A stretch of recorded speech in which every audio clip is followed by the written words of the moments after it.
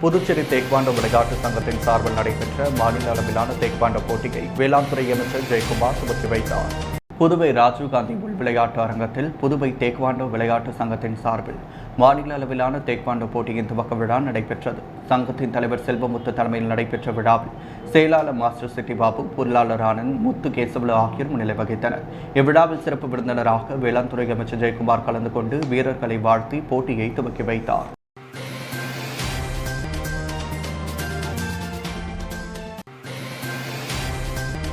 யுவ பாக்கஸ் அறக்கட்டளை சார்பில் உழவர்கரை தொகுதியில் நடைபெற்ற துப்புரவு பணியை அமைச்சர் லட்சுமி நாராயணன், தொகுதி சட்டமன்ற உறுப்பினர் சிவசங்கர் ஆகியோர் துவக்கி வைத்தனர். யுவ பாக்கஸ் அறக்கட்டளை சார்பில் புதுவையில் பல்வேறு பகுதிகளில் துப்புரவு பணி நடைபெற்று வருகிறது.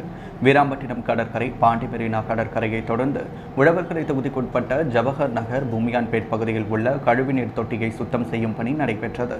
அறக்கட்டளையின் நிறுவனர் கிருஷ்ணராஜ் தலைமையில் பொதுப்பணித்துறை அமைச்சர் லட்சுமி நாராயணன், தொகுதி சட்டமன்ற உறுப்பினர் சிவசங்கரன் ஆகியோர் சிறப்பு அழைப்பாளர்களாக கலந்து கொண்டு துப்புரவு பணியினை துவக்கி வைத்தனர். இதில் யுவஸ் பாக்கஸ் துணை நிறுவனர்கள் முருகன், பிரகாஷ் மற்றும் அகிலன் உட்பட 100க்கும் மேற்பட்ட நிர்வாகிகள் மற்றும் தன்னார்வலர்கள் கலந்து கொண்டனர்.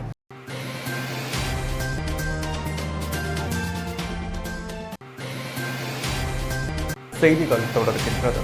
புதுவை அரசு சார்பில் நடைபெற்ற வேலைவாய்ப்பு முகாமில் சுமார் 6000க்கும் மேற்பட்ட படித்த இளைஞர்கள், கல்லூரி மாணவர்கள் கலந்து கொண்டனர்.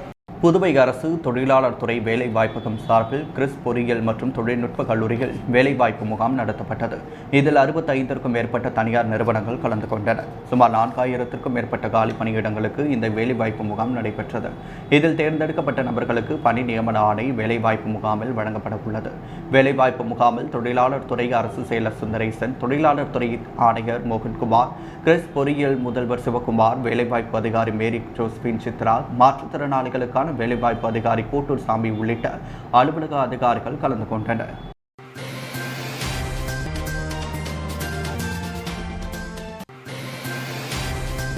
புதுவை ஐயங்குட்டிப்பாளையம் பகுதியில் சாலையில் சென்று கொண்டிருந்த வாகனம் திடீரென தீப்பிடித்து எரிந்த சம்பவம் பரபரப்பை ஏற்படுத்தியுள்ளது. புதுவை எல்லைப்பிள்ளைச்சாவடி பகுதியை சார்ந்தவர் பச்சையப்பன் டிராவல்ஸ் வைத்து நடத்தி வருகிறார். பச்சையப்பன் ஸ்வராஜ் மஸ்தா வாகனத்தை ஐயங்குட்டிப்பாளையத்தில் உள்ள ஒர்க் ஷாப்பில் வெல்டிங் வேலை பார்த்துவிட்டு மீண்டும் பிள்ளைச்சாவடி எடுத்து சென்ற பொழுது பாண்லே தலைமை நிறுவனம் அருகே வாகனம் கடந்த பொழுது திடீரென வாகனத்தில் தீப்பற்றியது. மேலும் வாகனம் முழுவதும் தீ பரவியதை அடுத்து உடனடியாக ஓட்டுநர் வாகனத்தை விட்டு இறங்கி அருகில் உள்ள காவல் நிலையத்திற்கு தகவல் அளித்தார். தகவலின் அடிப்படையில் தீயணைப்புத் துறையினர் உடனடியாக தீயை அணைத்து வாகனத்தை தீயில் இருந்து மீட்டனர். மக்கள் மற்றும் வாகனங்கள் நடமாட்டம் உள்ள பகுதி என்பதால் வாகனம் தீப்பிடித்தவுடன் அந்த பகுதியில் சிறிது நேரம் பரபரப்பு ஏற்பட்டது.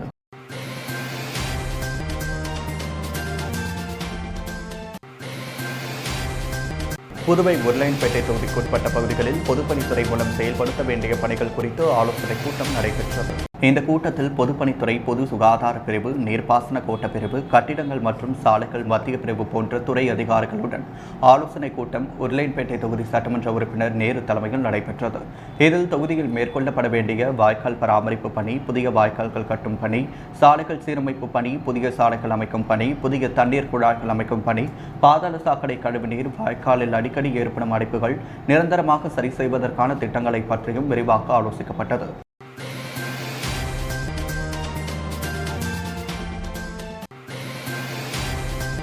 முனைவர் இளங்கோ எழுதிய விழுப்புரம் மாவட்ட தொல்லியல் சுவடுகள் என்ற நூலை அமைச்சர் லட்சுமி நாராயணன் வெளியிட்டு வாழ்த்தினார். புதுவை லப்பூர் வீதியில் உள்ள PMSS அரங்கத்தில் முனைவர் இளங்கோ எழுதிய விழுப்புரம் மாவட்ட தொல்லியல் சுவடுகள் நூல் என்ற வெளியீட்டு விழா நடைபெற்றது.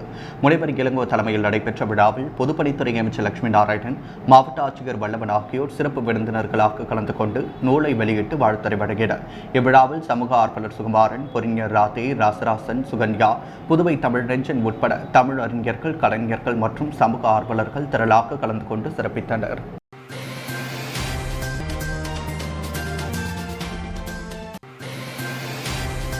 டெல்லித்தோப்பு தொகுதி குயவர்பாளையம் ஸ்ரீ முத்துவிநாயகர் ஆலய புதிய நிர்வாகிகளுக்கு முதலமைச்சர் ரங்கசாமி நியமன ஆணை வழங்கினார்.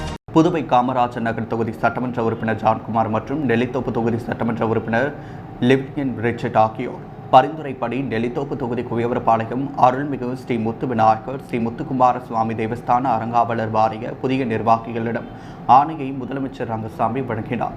இந்நிகழ்ச்சியில் சபாநாயகர் ஏமலம் செல்வம், புதுச்சேரி அரசு கொறடா சட்டமன்ற உறுப்பினர் AKT ஆறுமுகம், காமராஜ் நகர் சட்டமன்ற உறுப்பினர் ஜான்குமார் மற்றும் இந்து அறநிலையத்துறை ஆணையர் சிவசங்கர், அறங்காவல் வாரிய தலைவர் டாக்டர் கணேஷ், துணைத் தலைவர் ரமேஷ், செயலாளர் கோபால், பொருளாளர் துளசி மற்றும் உறுப்பினர்கள் இந்திரா ஆகியோர் உடனிருந்தனர்.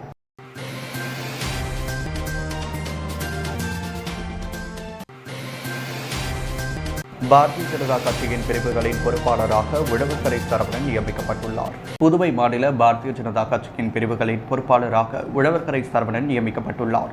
இதைத் தொடர்ந்து புதுவை மாநில தலைவர் சுவாமிநாதன் உள்துறை அமைச்சர் நமச்சிவாயத்தை சந்தித்து வாழ்த்து பெற்றார். மேலும் அதைத் தொடர்ந்து கட்சி அலுவலகத்தில் அனைத்து பிரிவுகளின் கூட்டம் மாநில தலைவர் சுவாமிநாதன் தலைமையில் நடைபெற்றது. இந்நிகழ்ச்சியில் மாநில துணைத் தலைவர் அருள்முருகன், கூட்டுறவு பிரிவு தலைவர் வெற்றி செல்வன், மீனவர் பிரிவு தலைவர் பழனி, முருகன், சுரேஷ், ராஜகணபதி மற்றும் அனைத்து பிரிவுகளின் தலைவர் மற்றும் துணைத் தலைவர் கலந்து கொண்டனர்.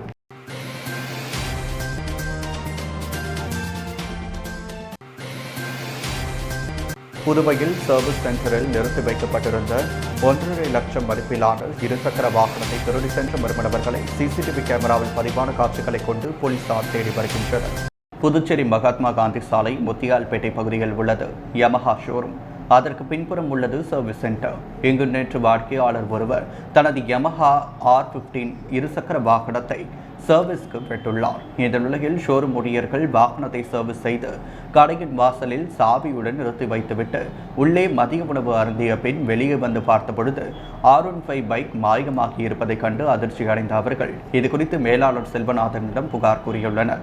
இதுகுறித்து அவர் முத்தியால்பேட்டை காவல் நிலையத்தில் அளித்த புகாரின் பேரில் போலீசார் சம்பவ இடத்திற்கு சென்று அங்கு பொருத்தப்பட்டிருந்த CCTV கேமராவை ஆய்வு செய்ததில் வாலிபர் ஒருவர் மதியம் 1 மணி அளவில் R15 பைக்கை திருடி செல்வது பதிவாகியிருந்தது. இதைத் தொடர்ந்து வழக்கு பதிவு செய்த போலீசார் CCTV கேமராவில் பதிவான காட்சிகளை கொண்டு 1.5 லட்சம் மதிப்பிலான R15 இருசக்கர வாகனத்தை திருடி சென்ற வாலிபரை தீவிரமாக தேடி வருகின்றனர்.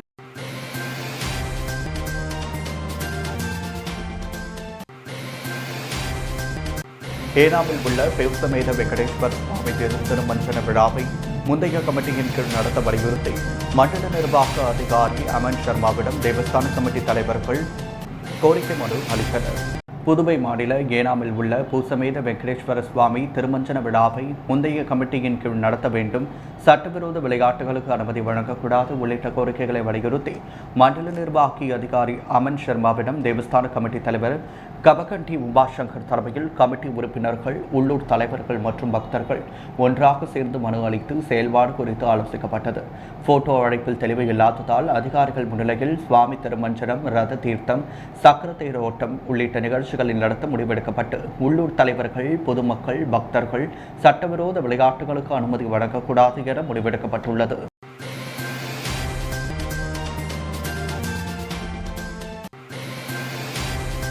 புதுவையில் இந்த மாத இறுதியில் இடைக்கால பட்ஜெட் மட்டுமே தாக்கல் செய்யப்படும் என்று தெரிகிறது. புதுவையில் ஆண்டுதோறும் மார்ச் மாத இறுதியில் முழு பட்ஜெட் தாக்கல் செய்வது வழக்கம். ஆனால் கடந்த 10 ஆண்டுகளுக்கு மேலாக மார்ச் மாத இறுதியில் முழுமையான பட்ஜெட் தாக்கல் செய்யப்படுவதில்லை. இடைக்கால பட்ஜெட் மட்டுமே தாக்கல் செய்யப்படுகிறது. இதற்காக பல்வேறு காரணங்கள் கூறப்பட்டு வந்த நிலையில் இந்த முறை மார்ச் மாத இறுதியில் முழுமையான பட்ஜெட் தாக்கல் செய்யப்படும் என்று முதலமைச்சர் ரங்கசாமி தெரிவித்திருந்தார். அதற்கேற்ப ஒவ்வொரு துறைகளிலும் பட்ஜெட் தயாரிப்பு தொடர்பான பணிகளும் நடந்து வந்தது. மத்திய அரசின் மானியமும் கடந்த ஆண்டை போல் இந்த ஆண்டும் 1729 கோடி வழங்கப்படும் என்று மத்திய பட்ஜெட்டில் அறிவிக்கப்பட்டுள்ளது. ஆனால் இந்த மாதத்திற்குள் புதுவை அரசின் பட்ஜெட் மத்திய அரசின் ஒப்புதலை பெற முடியாது என்று தெரிகிறது. எனவே மீண்டும் கடந்த காலங்களைப் போல் இடைக்கால பட்ஜெட்டை தாக்கல் செய்ய முதலமைச்சர் ரங்கசாமி முடிவெடுத்துள்ளார். அதாவது 6 மாத காலத்திற்கு அரசின் செலவினங்களுக்கு ஒப்புதல் பெற திட்டமிட்டுள்ளார். அதன்பின் ஓரிரு மாதங்கள் கழித்து முழுமையான பட்ஜெட்டை தாக்கல் செய்ய உள்ளார். இதற்கிடையே உள்ளாட்சி தேர்தல் தேதி அறிவிக்கப்பட்டதால் மேலும் ஓரிரு மாதங்கள் கழித்துதான் பட்ஜெட் தாக்கல் செய்யப்பட வாய்ப்புள்ளதாகவும் கூறப்படுகிறது.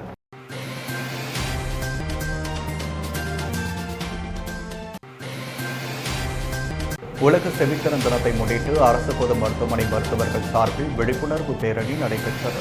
உலக செவித்திறன் தினத்தை முன்னிட்டு புதுவையில் அரசு மற்றும் தனியார் அமைப்புகளின் சார்பில் பல்வேறு விழிப்புணர்வு நிகழ்ச்சிகள் நடைபெற்று வருகிறது. இந்த நிலையில் புதுவை அரசு மருத்துவமனை காது மூக்கு தொண்டை பிரிவு மருத்துவர்கள் சார்பில் விழிப்புணர்வு பேரணி நடைபெற்றது. சிறப்பு விருந்தினர்களாக சுகாதாரத்துறை இயக்குநர் ஸ்ரீராமலு, மருத்துவமனை கண்காணிப்பாளர் செவ்வேல் ஆகியோர் கலந்து கொண்டு பேரணியை கொடியசைத்து துவக்கி வைத்தனர். அரசு பொது மருத்துவமனை வளாகத்தில் துவங்கிய பேரணி சட்டப்பேரவை கவர்னர் மாளிகை வழியாக வந்து காந்தி சிலை அருகே நிறைவடைந்தது.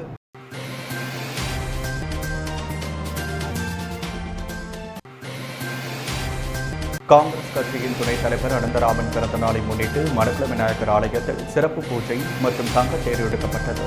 புதுவை காங்கிரஸ் கட்சியின் துணைத் தலைவரும் முன்னாள் அரசு கொறடாவுமான அனந்தராமன் பிறந்த நாளை முன்னிட்டு மணக்குள விநாயகர் ஆலயத்தில் சிறப்பு பூஜை மற்றும் தங்கத்தேர் எடுக்கப்பட்டு பொதுமக்களுக்கு அன்னதானம் வழங்கப்பட்டது. இந்த நிகழ்ச்சியில் சிறப்படைப்பாளர்களாக காங்கிரஸ் கட்சியின் மாநில தலைவர் ஏ வி சுப்பிரமணியன், பாராளுமன்ற உறுப்பினர் வைத்திலிங்கம், பொதுச் செயலாளர் சங்கர், ராகுல் காந்தி தேசிய பேரவைத் தலைவர் ஆர் இ சேகர் உட்பட நிர்வாகிகள் மற்றும் தொண்டர்கள் திரளாக கலந்து கொண்டனர்.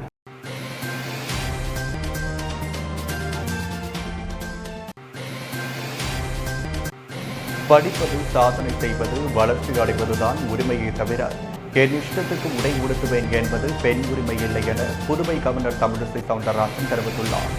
சென்னை பத்திரிகை தகவல் அலுவலகம் சார்பில் சர்வதேச மகளிர் தினத்தை முன்னிட்டு தடைகளை தகர்ப்போம் என்ற தலைப்பில் சிறப்பு ஊடக பயிலரங்கம் நடைபெற்றது.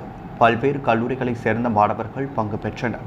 பயிலரங்கை துவக்கி வைத்து தெலுங்கானா கவர்னர் தமிழிசை சவுந்தரராஜன் பேசுகையில், பெண் உரிமையை நாம் தவறாமல் பயன்படுத்துகிறோம். நமக்கு என்ன உரிமை இருக்கிறதோ அதே உரிமை நம்மை சுற்றி உள்ளவர்களுக்கும் இருக்கிறது. பாரம்பரிய உடைகள் உடுத்துவதில் கவனம் செலுத்த வேண்டும். மற்றவர்கள் முகம் சுளிக்கும் வகையில் உடை அணியக்கூடாது. உடையில் கட்டுப்பாடு வேண்டும். பெண்களுக்கு உள்ள கட்டுப்பாடுகள் ஆண்களுக்கும் இருக்க வேண்டும். நன்றாக படிப்பேன், சாதனை செய்வேன், வளர்ச்சி அடைவேன் என்பதுதான் உரிமையே தவிர என் இஷ்டத்திற்கு உடை அணிவேன் என்பது பெண் உரிமை இல்லை. பெண்களுக்கு சொல்லி வளர்க்கின்ற அத்தனை விஷயங்களையும் ஆண்களுக்கு சொல்லி வளர்க்க வேண்டும். பெண் குழந்தைகள் பெற்றோரிடம் ஏதாவது சொன்னால் அதை அவர்கள் காது கொடுத்து கேட்க வேண்டும். எவ்வளவு பிரச்சனை வந்தாலும் தற்கொலை செய்து கொள்ளக்கூடாது. பெண்கள் துணிச்சல், தன்னம்பிக்கையுடன் இருக்க வேண்டும். தடைகளை தகர்த்தெறிந்து முன்னேற வேண்டும். பெண்களை ஆண்கள் மதிக்க கற்றுக்கொள்ள வேண்டும். என் வளர்ச்சிக்கு துணிச்சலும் போராட்ட குணமும் தான் காரணம். பெண்கள் தங்களுக்கு எதிராக இழைக்கப்படும் குற்றங்களை வெளிப்படுத்த இயலாத நிலை உள்ளது. இதற்கு காரணம் அவர்கள் மற்றவர்களை சார்ந்திருப்பதுதான்.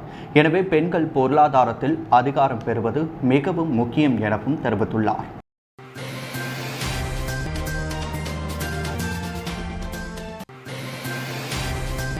உப்பளம் தொகுதிக்குட்பட்ட பம்பாக்கரப்பாளையம் பகுதியில் கழிவுநீர் வெளியேற சுகாதார சீர்கேடு ஏற்பட்டதை தொடர்ந்து உப்பளம் தொகுதி பாஜக பொறுப்பாளர் வெற்றி செல்வம் தலைமையில் பொதுப்பணித்துறை அதிகாரிகள் கழிவுநீர் அடைப்பில் சரி செய்தனர். உப்பளம் தொகுதிக்குட்பட்ட வம்பாக்கரப்பாளையம் பகுதியில் பல இடங்களில் கழிவுநீர் தொட்டி முழுவதும் அடைப்பு ஏற்பட்டு கழிவுநீர் பெருமளவில் வெளியேறி சுகாதார சீர்கேடு ஏற்படும் சூழ்நிலை நிலவி வந்தது. இதுகுறித்து தகவல் அறிந்த பாஜக மாநில கூட்டுறவு பிரிவு அமைப்பாளரும் பொறுப்பாளருமான வெற்றி செல்வம் உடனடியாக பொதுப்பணித்துறை அதிகாரிகளை தொடர்பு கொண்டு கழிவுநீர் அடைப்புகளை சரி செய்துமாறு வலியுறுத்தினார்.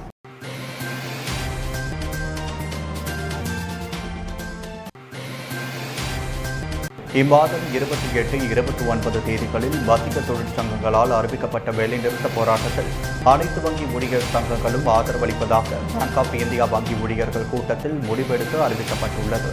பேங்க் ஆஃப் இந்தியா வங்கி ஊழியர்கள் புதுச்சேரி கிளஸ்டர் கூட்டம் ஹோட்டல் கிரீன் பேலஸ் நடைபெற்றது. இக்கூட்டத்தை தலைவர் முத்துகிருஷ்ணன் தலைமை தாங்கி துவக்கி வைத்தார். தற்பொழுதுள்ள வங்கியின் நிலைப்பாடுகள் பற்றி பொதுச் செயலாளர் ஸ்ரீதர் மற்றும் அகில இந்திய துணைத் தலைவர் சந்திரசேகர் ஆகியோர் சிறப்புரையாற்றினர்.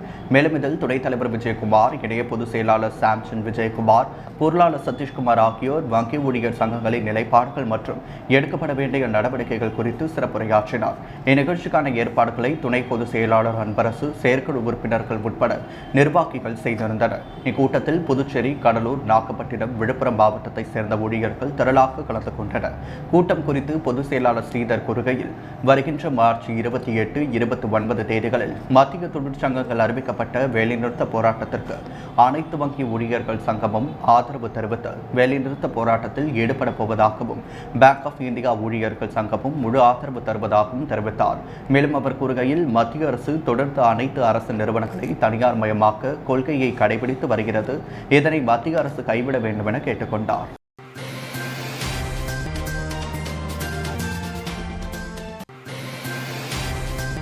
புதுவையில் கொரோனா தொற்று குறைந்த நிலையில் வருகின்ற 14ஆம் தேதி முதல் எல்கேஜி யூகேஜி வகுப்புகள் துவங்கப்பட உள்ளதாக கல்வித்துறை அமைச்சர் நமச்சிவாயம் தெரிவித்துள்ளார். தமிழகத்தில் வரும் 16ஆம் தேதி முதல் மழலையர் பள்ளிகளை திறக்க தமிழ்நாடு அரசு அனுமதி அளித்துள்ளது. இதனை பின்பற்றி புதுவையிலும் மழலையர் பள்ளிகளை திறப்பது தொடர்பான ஆலோசனைக் கூட்டம் பள்ளிக் கல்வித்துறை வளாகத்தில் நடைபெற்றது. கல்வி அமைச்சர் நமச்சிவாயம் தலைமை தாங்கினார். கல்வித்துறை இயக்குநர் உத்தரகவுடு மற்றும் அதிகாரிகள் கலந்து கொண்டனர். கூட்டத்திற்கு பின் அமைச்சர் நமச்சிவாயம் செய்தியாளர்களிடம் கூறுகையில், புதுவையில் பள்ளிகள் மற்றும் கல்லூரிகள் திறக்கப்பட்டு தொடர்ந்து நடைபெற்று வருகிறது. எல்கேஜி யூகேஜி வகுப்பிற்கான மழலையர் பள்ளிகள் திறக்கப்படாமல் உள்ளது. அப்பள்ளிகள் வரும் 14ஆம் தேதி முதல் புதுவையில் திறக்கப்பட உள்ளது. மேலும் கல்வித்துறை அலுவலகத்தில் இன்று மாலை 4 மணி அளவில் புதியதாக 148 பாலசேவிகா பணியாளர்களுக்கு முதல்வர் ரங்கசாமி பணியாணை வழங்க உள்ளார் என தெரிவித்துள்ளார். இதைத் தொடர்ந்து புதுவை மாநிலத்தில் உள்ள அனைத்து பள்ளிகளும் கல்வித்துறை இயக்குநர் உத்தரகவுடு அனுப்பியுள்ள சுற்றறிக்கையில், புதுவை, காரைக்கால், மாஹே, ஏனாம் ஆகிய பகுதிகளில் வரும் 14ஆம் தேதி முதல் 2021-22ஆம் கல்வியாண்டிற்கான எல்கேஜி மற்றும் யூகேஜி வகுப்புகளுக்கான பள்ளிகள் மீண்டும் திறக்க முடிவெடுக்கப்பட்டுள்ளது. அனைத்து பள்ளி தலைமை ஆசிரியர்களும் முன்பு வெளியிடப்பட்ட கொரோனா தடுப்பு வழிகாட்டு நெறிமுறைகளை கடைபிடிக்குமாறு அறிவுறுத்தப்படுகின்றனர்.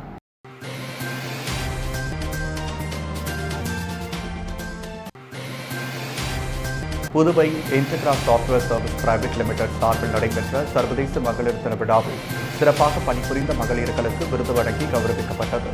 Puduvai Integra software service private limited சார்பில் சர்வதேச மகளிர் தின விழா கொண்டாடப்பட்டது. விழாவிற்கு தலைமை விருந்தினராக இன்டெக்ராவின் கஸ்டமர் அகிலா சிவகுமார் தலைமை வகித்து சாதனை படைத்த பெண்களை பாராட்டினார். நிறுவனரும் தலைமை நிர்வாக அதிகாரியுமான ஸ்ரீராம் சுப்பிரமணியா சிறப்புரையாற்றினார். பிறந்த இணை நிர்வாக இயக்குநர் அனுராதா ஸ்ரீராம் மகளிர் தின உரையாற்றினார். தொடர்ந்து நடைபெற்ற மகளிர் தின விழாவில் சிறப்பாக பணிபுரிந்த மகளிர் அனைவருக்கும் விருது வழங்கி கௌரவிக்கப்பட்டது.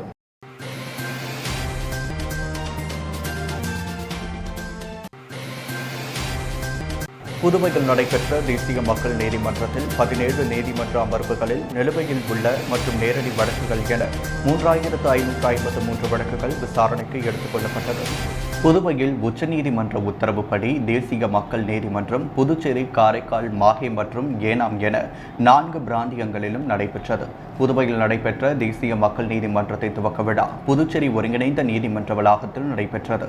இதில் தேசிய மக்கள் நீதிமன்றத்தில் சமாதானமாக்கக்கூடிய கிரிமினல் வழக்குகள், காசோலை வழக்குகள், வாகன விபத்து நஷ்டஈடு வழக்குகள், கணவன் மனைவி பிரச்சினை சம்பந்தப்பட்ட வழக்குகள், ஜீவானம்ச வழக்குகள், உரிமைகள் சிவில் வழக்குகள், தொழிலாளர் சம்பந்தப்பட்ட வழக்குகள், சிவில் வழக்குகள் மற்றும் வங்கிக் கடன் சம்பந்தப்பட்ட வழக்குகள் ஆகியவைகள் விசாரணைக்கு எடுத்துக் கொள்ளப்பட்டது. துவக்க விழாவில் சென்னை நீதிமன்ற நீதியரசரும் புதுவை மாநில சட்டப்பணிகள் ஆணையம் தலைவருமான நீதியரசர் ராஜா தலைமை தாங்கி தேசிய மக்கள் நீதிமன்றத்தை துவக்கி வைத்தார். புதுச்சேரி மாவட்ட சட்டப்பணிகள் ஆணையத்தின் தலைவரும் புதுவை தலைமை நீதிபதியுமான செல்வநாத் மக்கள் நீதிமன்ற துவக்க விழாவில் வரவேற்புரையாற்றினார்.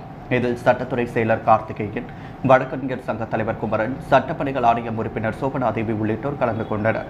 இன்று நடைபெற்ற தேசிய மக்கள் நீதிமன்றத்தில் நிலுவையில் உள்ள வழக்குகளும் நேரடி வழக்குகளும் என சுமார் 3553 வழக்குகள் விசாரணைக்கு எடுத்துக் கொள்ளப்பட்டது.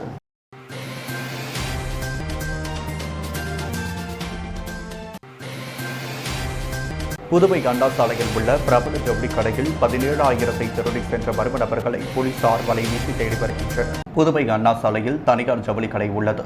இந்த கடையில் கடந்த 9ஆம் தேதி இரவு ஊழியர்கள் வேலையை முடித்துவிட்டு கடையை மூடி சென்றனர். மறுநாள் காலையில் வழக்கம் போல் கடையை திறந்தனர். அப்பொழுது கடையில் இருந்த கல்லாப்பெட்டி உடைக்கப்பட்டு அதில் வைத்திருந்த 17,000 திருட்டு போனது. இதனால் அதிர்ச்சியடைந்த ஊழியர்கள் கடையின் உரிமையாளர்கள் சரவணனுக்கு தகவல் தெரிவித்தனர். இது தொடர்பாக உருளையன்பேட்டை போலீசில் புகார் அளித்தனர். இன்ஸ்பெக்டர் மனோஜ் மற்றும் போலீசார் சம்பவ இடத்திற்கு விரைந்து சென்று பார்வையிட்டனர். அப்பொழுது ஜவுளி கடையின் 5வது மாடியில் இருந்த கிரில் கேட் திறந்து கிடந்தது. மர்ம நபர்கள் அந்த வழியாக உள்ளே வந்து கடையின் கல்லாப்பெட்டியை உடைத்து அதிலிருந்த பணத்தை திருடி சென்றது தெரியவந்தது. திருத்தில் ஈடுபட்டவர்களை அடையாளம் காண ஜவுளி கடையில் பொருத்தப்பட்டுள்ள கண்காணிப்பு கேமராவை போலீசார் ஆய்வு செய்தனர். அப்பொழுது கேமரா வேலை செய்யவில்லை என்பது தெரியவந்தது. திருட்டு குறித்து உதயஞ்சாலை போலீசார் வழக்கு பதிவு செய்து ஜவுளி கடையில் பணத்தை திருடி சென்ற மர்ம நபர்களை வலைவீசி தேடி வருகின்றனர்.